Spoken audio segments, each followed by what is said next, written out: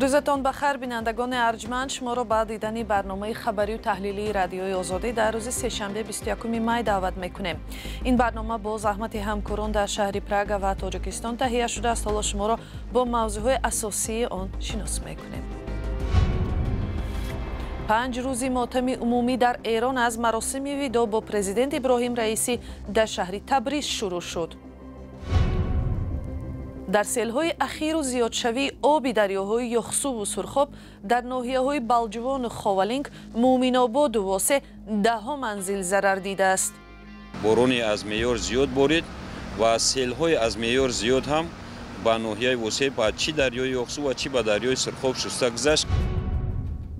آوازخوان منیژه سنگین خودی در میان بیگانه ها و بیگانه در میان خودی ها از فشار و محدودیت ها در روسیه و ترانه نوش خبر داد. این آهنگ را برای آن نوشتم که خود را فراموش نکنم که کی بودم، پیش از جنگ چی کسی بودم.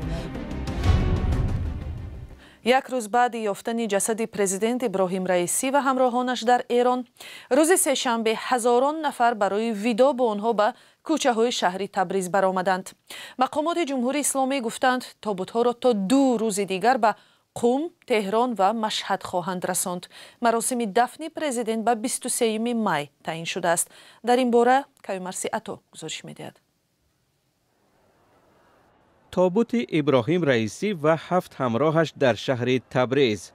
هزاران نفر برای ویدا با آنها به کوچه ها برآمدند. این تابوت ها را از تبریز به قم و سپس تهران و مشهد خواهند برد، جایی که روز پنجشنبه مراسم خاکسپاری در نظر است. ابراهیم رئیسی رئیس جمهوری 8 ایران روز 19 می هنگام برگشتن از مرز آذربایجان در نتیجه افتادن چرخبال جان باخت. او 63 سال داشت. شخصی که محافظه‌کار تندرو بود و طرفدارانش خدمتگار مردم می‌دانستند، ولی مخالفانش قصاب تهران نام می‌بردند. همراه او در چرخبال حسین امیر عبداللهیان وزیر کارهای خارجی ایران و 6 نفر دیگر بودند. همه آنها نیز جان باختند. پاره‌های چرخبال و جسدها را روز 20 می در یکی از جنگلزار ولایت آذربایجان شرقی یافتند. گروهی از مردم که خود را جبردیده رژیم جمهوری اسلامی و به خصوص حکومت رئیسی می‌دانند، آتش‌پرانی و ابراز شادمانی کردند. حالا محمد مخبر رئیس جمهوری موقت ایران شده است و تا این دم معاون اول ابراهیم رئیسی بود. بر پایه قانون اساسی ایران در 50 روز آینده انتخابات پرزیدنتی برگزار خواهد شد. انتخاباتی که به قول بعضی از تحلیلگران دیگرگونی‌های بزرگی در ایران نخواهد آورد. کمیته حالتهای فوق‌العاده تاجیکستان آگاه کرد که 22 می خطر آمدن سیل، ریزش سنگ و ریگ و یرچ وجود دارد. حالا مردم در فرخار و واسه، حصار و وحدت و دیگر منطقه ها با عاقبت‌های سیل 18 می دست به گریبانند. این موضوع دیروز در جلسه با حضور پرزیدنت بررسی شده است. در واسه 6 ساکنی دهه گلدره که می‌خواستند هیزم جمع‌آوری کنند، در نتیجه بالا رفتن سطح آب یخسو در بین دریا ماندند. عملیات نجاتی آنها 6 ساعت دوام کرده است. همکارم محمود جان رحمتزاده به یک دهه آسیب دیده واسه رفت. دهه چارباغ ناحیه واسه را سیل زد. زیاده از 60 منزل آسیب دید.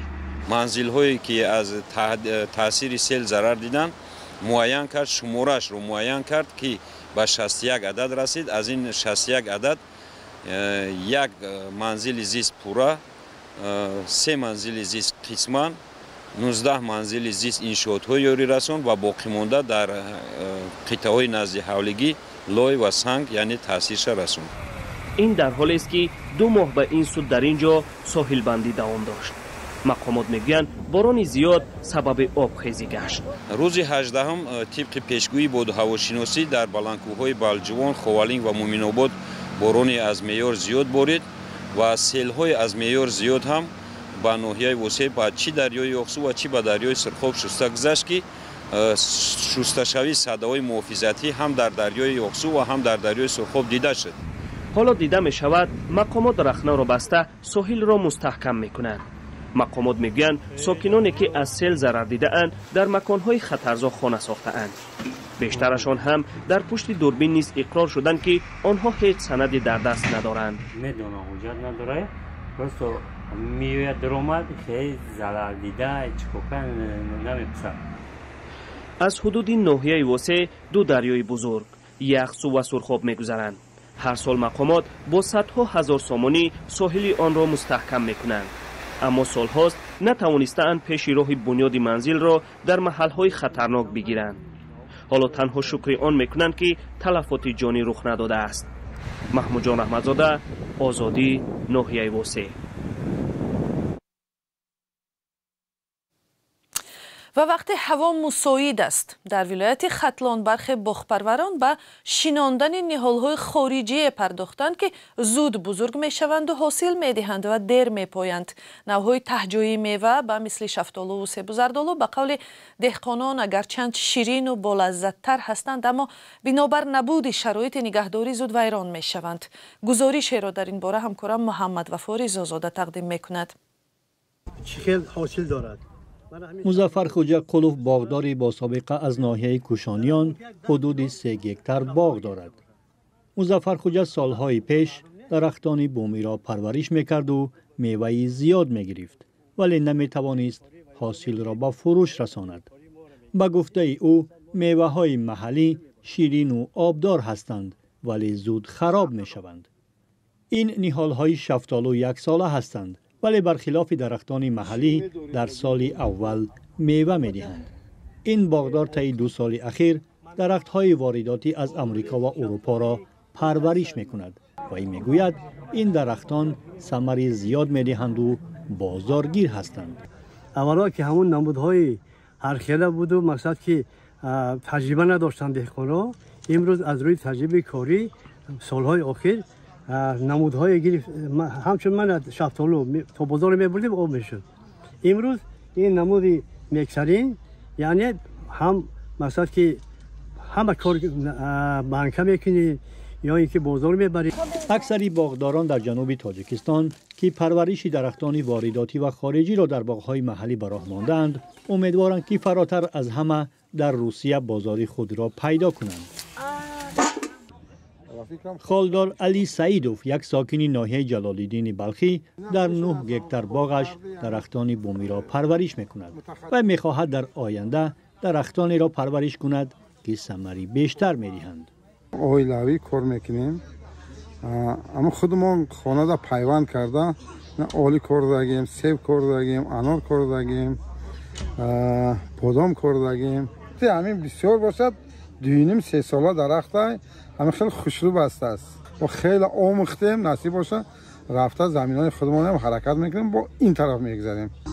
اینجا بیش از 170 باغداری وادی وخش در یک دوره آموزشی شیوه های باغداری نو را می‌آموزند. مسئولان طرح آمریکایی آذوقه برای آینده انواع گوناگونی درختانی را که به اقلیم تاجیکستان تاب‌آورند و حاصل خوب می‌دهند و باغداران معرفی می‌کنند. منیژه سنگین، آوازخوان تاجیک تبار شهروند روسیه، مهمه ترانه نوش را به زبان انگلیسی معرفی کرد. مقامات و نجات پرستان روس او را برای موقع ضد جنگش تحریم و از حق تشکیل کنسرت محروم کردند. صحیفه های منیژه در شبکه‌های اجتماعی برای حمایتش از تاجیکان در واقعه‌های کروکوس با حمله های اینترنتی روبرو شد. همکارم کایمر سیاتا میگوید ترانه نو را منیژه یک امید برای آینده بهتر نامیده است.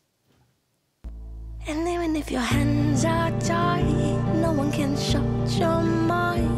Even if your hands are tied. منیژه ماه می ترانه نوش را با نام نور شم معرفی کرد. آن به زبان انگلیسی است. منیژه برای مخالفتش به جنگ روسیه در اوکراین با فشار و محدودیت‌ها روبرو شد و از حق آوازخوانی در صحنه‌های هنر در روسیه محروم گردید. It means a lot, when you are living under this این آهنگ برای من معناهای زیاد دارد. وقتی شما 24 ساعت در روز زیر فشار هستید و باوری احساس خوشبختی و نهایت خودتان را گویا از دست می‌دهید، این امید مهم است. این آهنگ را برای آن نوشتم که خود را فراموش نکنم که کی بودم، پیش از جنگ چی کسی بودم.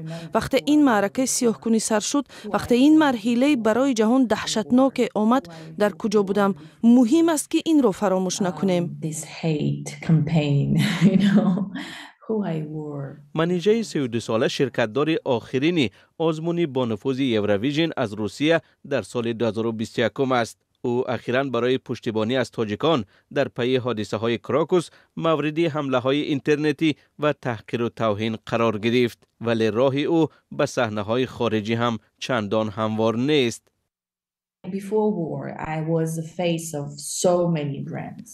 پیش از جنگ من سیمای برندهای زیاده بودم. درست به خاطر تحریم و شناسنامه روسیه آنها همکاری را با من بس کردند، اگرچند میدانند که من موقع ضد جنگی دارم.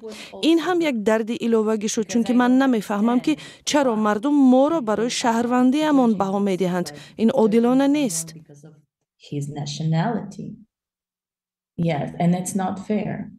منیژه تلاش دارد که برنامه نوی کنسرتی خود را در کشورهای خارجی برپا کند. آرزوی من چیست؟ نه، من آدمان را حمایت و یا نجات دادن نمیتوانم. من ابله نیستم. میفهمم که این کار از دست من نمی آید، ولی من میتوانم به دیگران یک الهام ببخشم که همه این حادثه ها را با دل صاف و پر از امید پشت سر کنند. منیژه سنگین آوازخوان تاجیک است که در خردسالی با عائله‌اش در روسیه مهاجر شد و سال 2020 سفیر حسن نیت سازمان ملل در امور پناهندگان انتخاب گردید.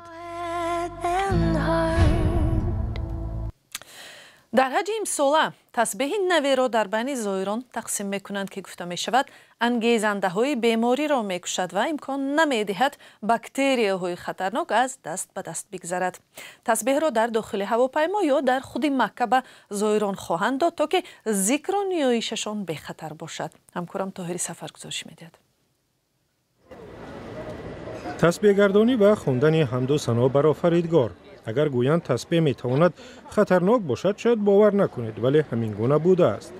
خطرش هم موجود بودن انگل و یا باکتری های بیماری های سیرتی در 33 مهره آن.